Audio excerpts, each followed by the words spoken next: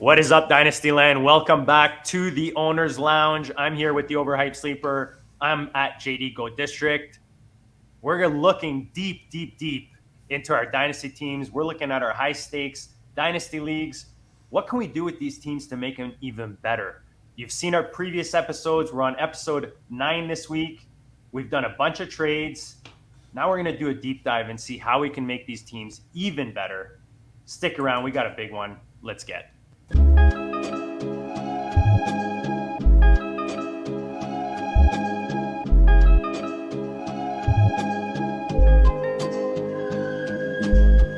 Go district, you know the Pope listens. Dynasty, our religion, for the blokes missing. On all of these trades, on all of these plays, on all of these grades. By the end of the day, y'all getting played. So, what you gonna do next? Try to fill up that flex? Send the homie a text? That trash offer's the best? You try to make it complex, then they text you back. Now all of a sudden they don't make any sense. Broaden your horizons, boy. Dynasty's not for the Simons, boy. These trades not for consignment, boy. Respect your opponent, y'all some piranhas, boy. This my advice, from me to you. Open up your cute little podcast queue. Search up GOAT District, my dude. Pop it in your ear, man, y'all know what to do. It's the... And I always be trading. And I always be trading. And I always be trading. Y'all try to betray them, but first you gotta bait them. Fish.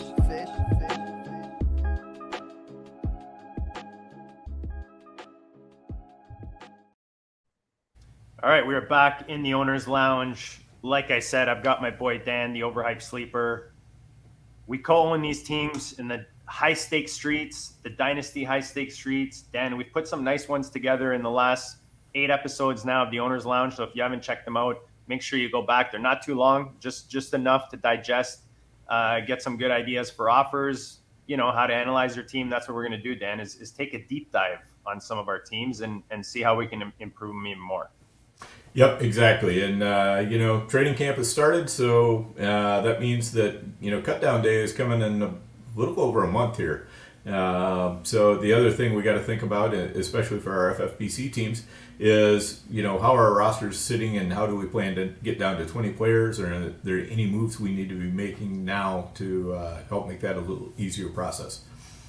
Yeah, and that's important. If you're playing on the FFPC Dynasty, you're thinking about it, keep that in mind because you do need to shed off some depth, off those rosters down to 20. So most teams are between 22, 25 from what I can see in most of my leagues, maybe 26 on some. So just have an idea, keep that in the back of your mind, and maybe, when you're making those moves, try to do those 3 for 2, Dan, type of moves. Exactly. And also the nice thing is if you're doing this right now, you can take advantage of, training camp hype. Like one of your minor players, makes an awesome catch in practice or something like that. And Twitter is buzzing about it. Then that's a great opportunity to get out there and try to sell that guy now, for whatever you can get. Maybe it's a 4th round pick, 3rd round pick, depending on what kind of a player it is. That might be all you get, but now might be the time you can get that. Whereas if you wait until cut down day, all of a sudden the memory's faded about that, and everybody's trying to sell players, and so you're in a market that's just totally saturated because everybody's a seller, nobody's really a buyer.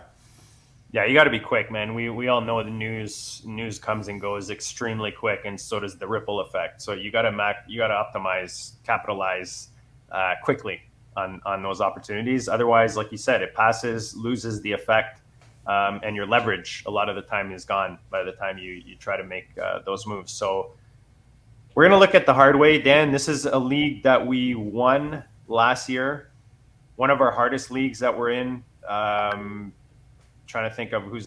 Abib, Agabatoba, Austin, Martin, Theo, we have... Andrew, we have Noah Riddell, we have Noah Bloom, who plays a lot of Dynasty. Might be not as well known, to people out on Twitter, but he's a darn good Dynasty player. He's in here, and a few others. I mean, basically everybody in this league is a very, very sharp Dynasty player. So You're not getting by with anything here.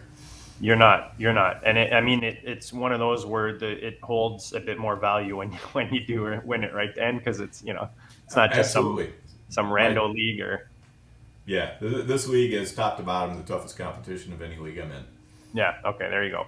So it's a 500 on the FFPC, guys. If you're not already at myffpc.com, go check it out. Use the code GOAT when you sign up. You'll get a sign up bonus. We are we have a nice roster. Like I said, we just won it. Dan actually checked right before we came on, and you said we still have most of our picks. I think we're just missing our third. Yep. At quarterback, we've got Cousins and Herbert. We've got JT, Harris, Gibby, Algier, Jalen Warren, Sean Tucker, and James Conner. So pretty much all the way down, some nice depth at running back. Tim Patrick, Calvin Ridley, Keenan Allen, MVS, CeeDee Lamb, and Michael Pittman at receiver. And then we've got 4 tight ends in TJ Hawk, Jelani Woods, Hayden Hurst, Tyler Higbee, and then Justin Tucker as our kicker. So, Dan, I don't know if there's something that stands out to you when you look at our roster. For me, right away, the tight end 2. So we are the overhyped goats in this one, and this way you can kind of see the whole roster at a glance. Yeah, and your opponents. Yep, exactly. So this is one of my favorite pages to use in FFPC Dynasty leagues. I used to always use the trade. The trade option, but ever since you showed me this one, I usually go here first because it gives you a good idea to look at who's got more of the guys at the position you're looking for. You know what I mean? If they got more depth, they're more willing probably to trade some of those guys. That's how I see it anyways. So I'm kind of looking now at who's got multiple tight ends. Yep, exactly. So as you said, we got TJ Hawkinson for our tight end 1. Then Higbee and Hayden Hurst, 2 guys who I think are both pretty intriguing for tight end 2s. Jelani Woods is kind of more of a developmental guy.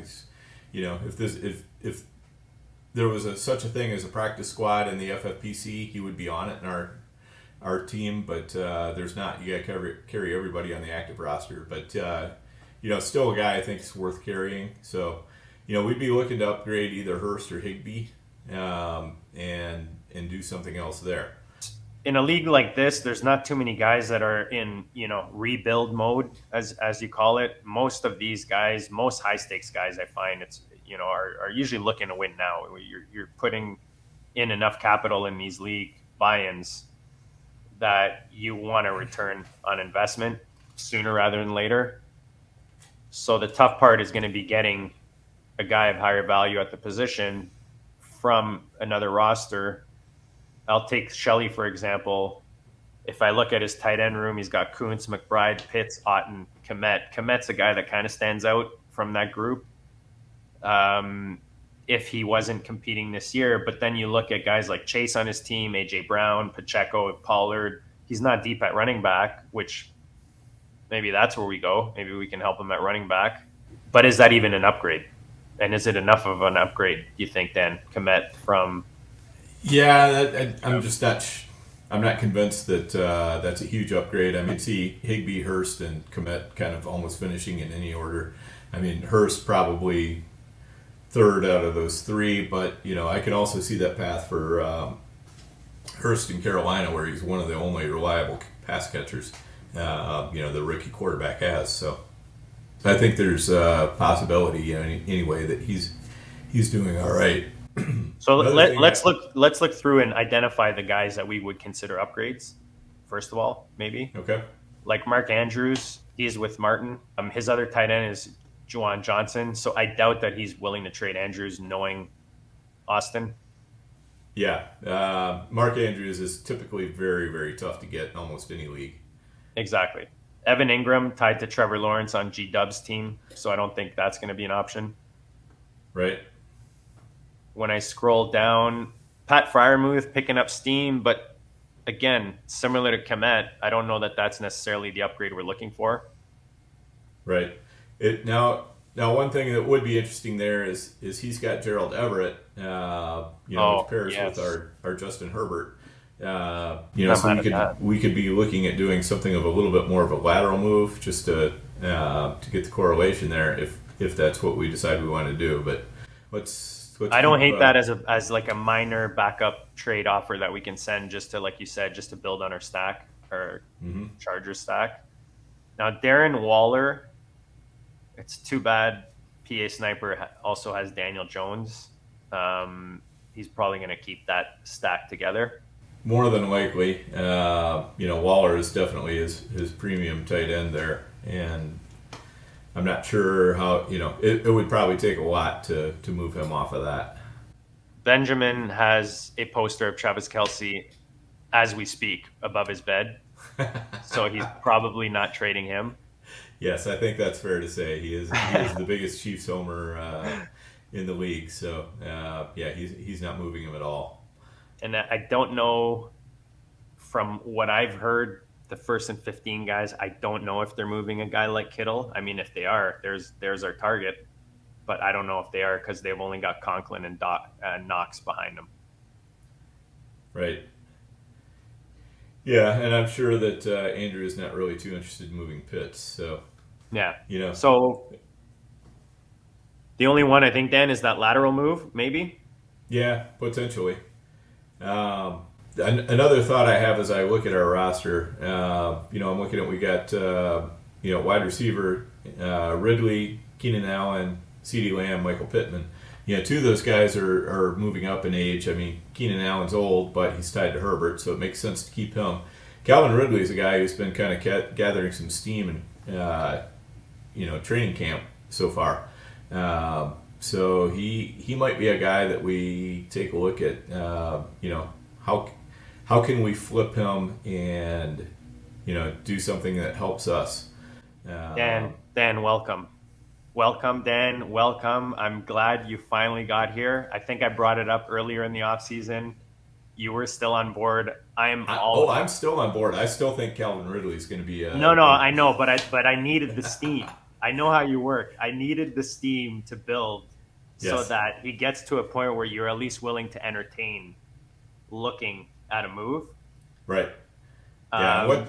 What gets me to entertain that is just simply the fact that there are, he's getting some highlight videos out on Twitter with catches, Yeah. And so that's something I want to capitalize on if we can. And, also moving an older asset for a younger asset. So if there's a way we can flip them, maybe some kind of a combo pack or something like that, maybe we look at, Ridley plus, one of our other tight ends for Kittle plus something, at wide receiver that makes sense for us. So that something like that would be a thought. I like that. I usually, first thing I'll do is go to whoever owns Trevor Lawrence just to see, because I'm a sucker for a stack, so I figure other owners are. And I mean, when I'm looking at that team, the one guy that stands out right now, just because he's got a bit of injury news out there, is Garrett Wilson. If we could somehow turn Ridley into Wilson, which I know is hard, but again, like, these are the type of moves we're looking for on a team like this, Dan, where we've built it up really nicely. So we could go in with the season, into the season with this roster, but right now we're looking to upgrade. So we're going to have to take big swings. Right. Yeah, we would have to, give up a significant piece, I think, to get Garrett Wilson, because G-Dub is quite... He's a big fan?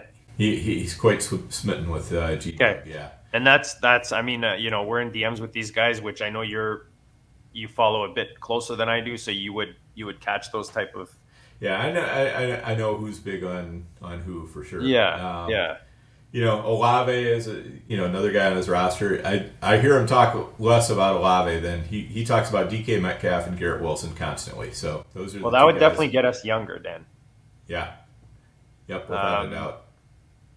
So maybe we can work something in there with Olave, with G-Dubs. So what do you think the difference is between Ridley and Olave? Like a first, a second? Yeah, Ridley's I think it's probably a first. I mean, it's got to be fairly significant. Let me do a quick check on our friends over at the Player Profiler guys, just to get a feel for value here.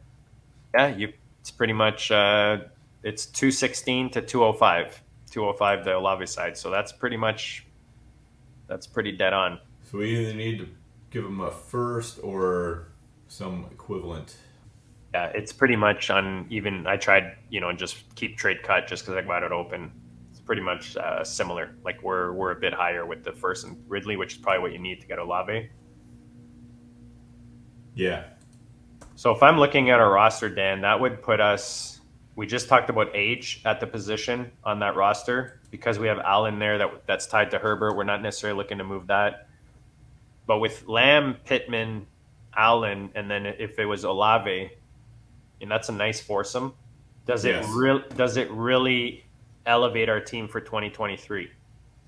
I mean, it's hard to say because I think Calvin Ridley is going to be just fine for 2023.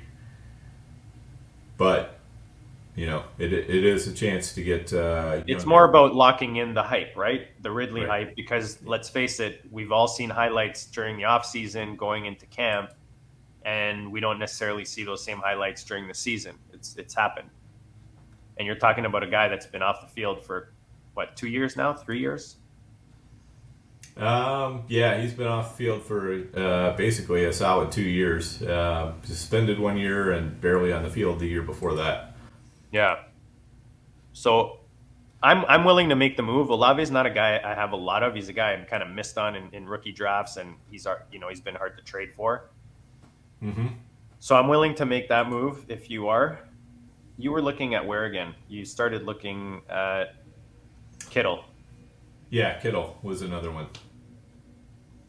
Now, we look at the first and 15 guys. They've got Rashid Shaheed, which I know they're high on, but at the end of the day, he's a depth piece. Justin Ross, Lazard, Tyreek Hill, obviously, Thielen, Zay Jones. So Dotson and Hill are probably the two significant so far.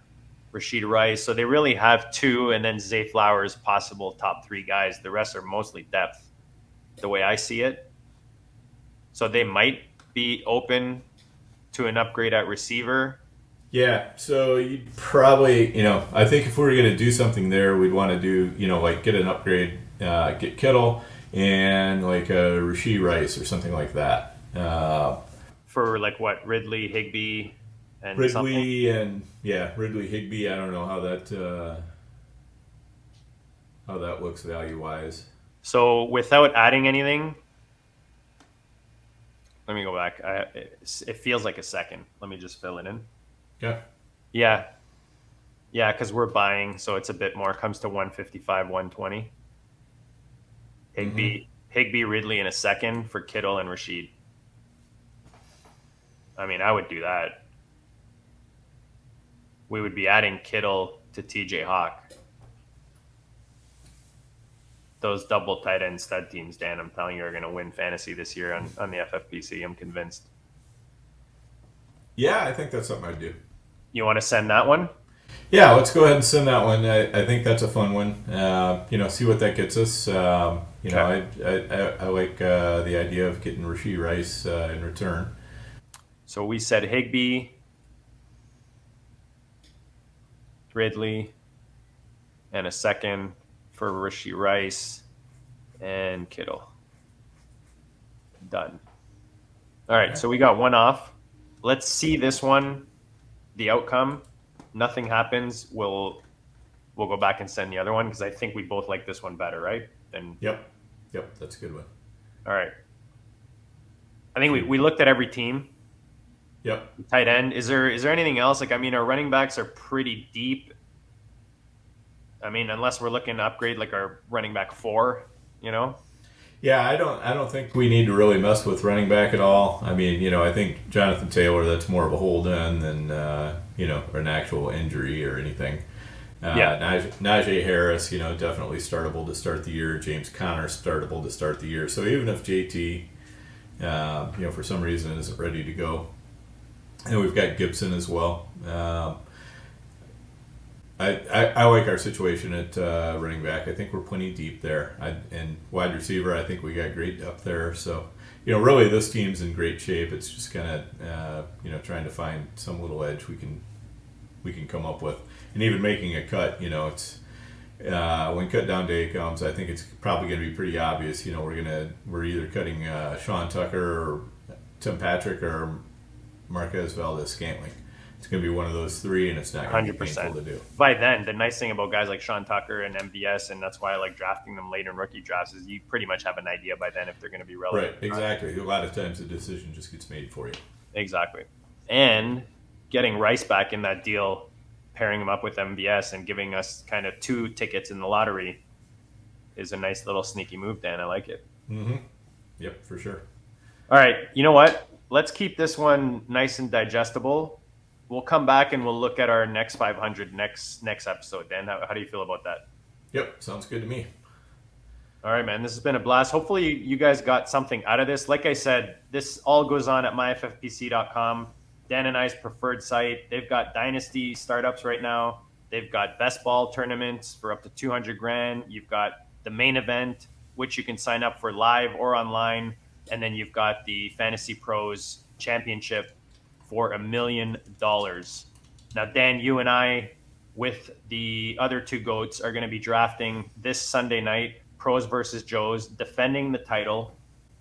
So I'm going to try to get this out, in the next 24 so that the people can hear this and know that that's coming. But we're going to do kind of a record the draft and then we'll drop it post-draft so that you guys can get the real discussions that happen, kind of the real behind the scenes during the draft. What do you think of that, Dan?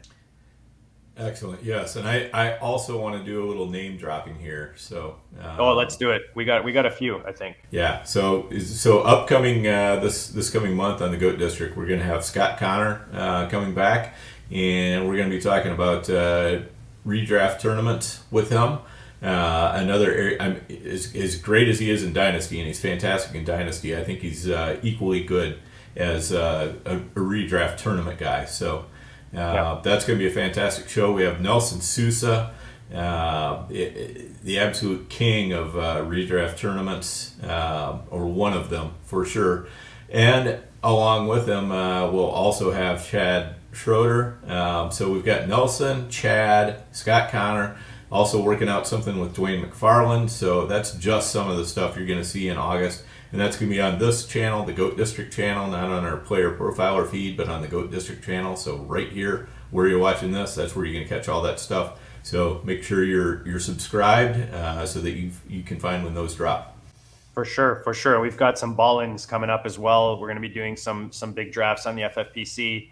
We might throw in some couple underdogs, and we'll be dropping those on this channel as well. So check it out. From now until the start of the season, guys, we're just moving into the next gear, and we're going to be giving you guys some serious content. So stay tuned for that. We appreciate you guys tuning in. Smash that like button, and we'll check you guys later.